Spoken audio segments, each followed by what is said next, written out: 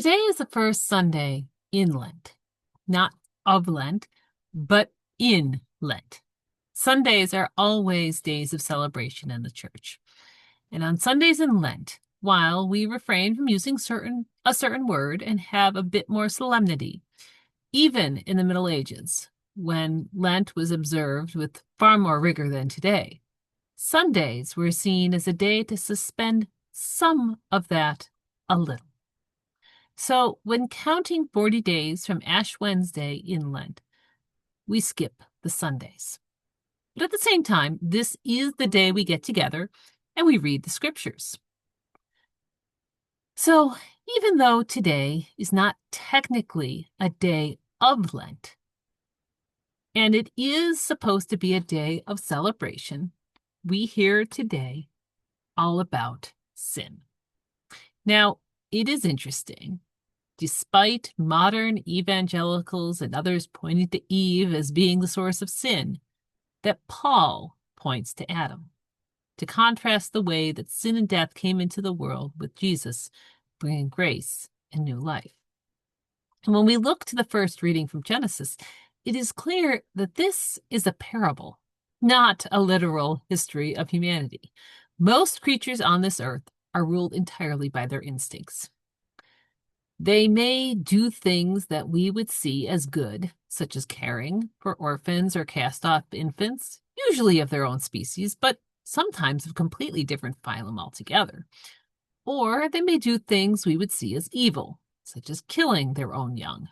But most animals, when they do these things, do them out of instinct, not because they made any sort of moral choice.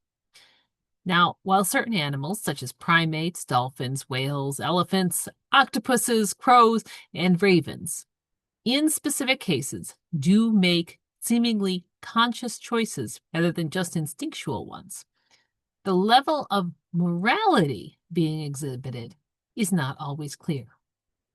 That is, they are making choices based on care for the common good, or are they simply they acting in their own self-preservation?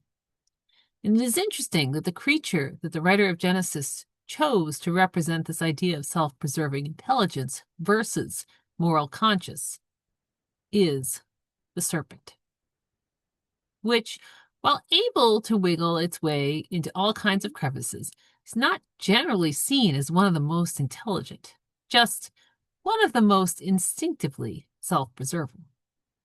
And so this is really about what is being identified by the writer of Genesis, coming of self-awareness and moral choice into the human species and the impact of that.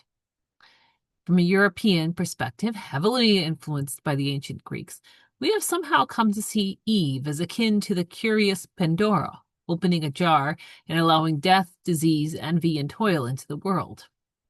But what Genesis was getting at is not so much that a woman brought death into the world, but rather that in continuing to evolve consciousness and become not just self-aware, but have the ability to choose self-interest or the common good, humanity created the concept of good and evil. Things that we would see as bad and good already existed. But now we have the ability to work to save one another from disease or illness, or to hoard medicine and supplies. We can choose to let people around the world die of hunger, or we can choose to ensure that each person on this planet has enough food and water to survive each day. We can choose to welcome the stranger, ensuring that they have what they need to survive and become part of our communities, or to lock them away in inhumane conditions and turn our backs on their suffering and death. And we have this ability to make these moral choices, not just as individuals, but as a species as a whole. But from the beginning, we as a species have chosen immorality over morality, greed over compassion, death over life. As Paul tells us, our God witnessed this transformation in humanity, this ability to choose between good and evil, this leaving of the bliss of unknowing, instinctual choices and entering into a world of sin and righteousness, and being all compassion, all loving, all good. Our God chose to encourage us to choose righteousness, to choose love, to choose the common good. And God chose to do this through Moses and the law and through speaking through the prophets. But again and again, we did not listen. And so finally, God became one of us in Jesus Christ to show us how to choose life and righteousness. That is what we see in the gospel today. Jesus was baptized, as we heard a few weeks ago, and he chose to be who he was born to be. And then he went immediately into the wilderness to figure out what this meant as a human being. And then we have these scenes of temptation, scenes of choices between becoming a Greek demigod or Roman emperor or becoming God made man, love incarnate, and choosing the latter and rejecting the former.